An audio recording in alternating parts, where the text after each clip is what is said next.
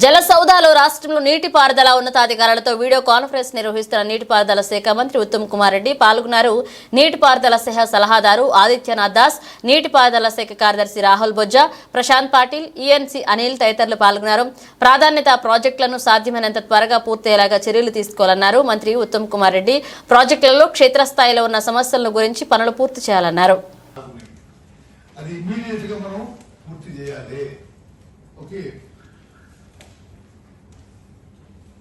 ఇప్పుడు చాలా ప్రాజెక్టులు కొన్ని చోట్ల హెడ్ వర్క్స్ డెడ్ లైన్ ప్రకారము మనం పెట్టుకున్న డేట్స్ ప్రకారము పూర్తి చేయడానికి మీకు ఏ విధంగా నిధులు కావాలో ఎట్లా చేయాలనో ఏర్పాటు చేసే బాధ్యత మాది.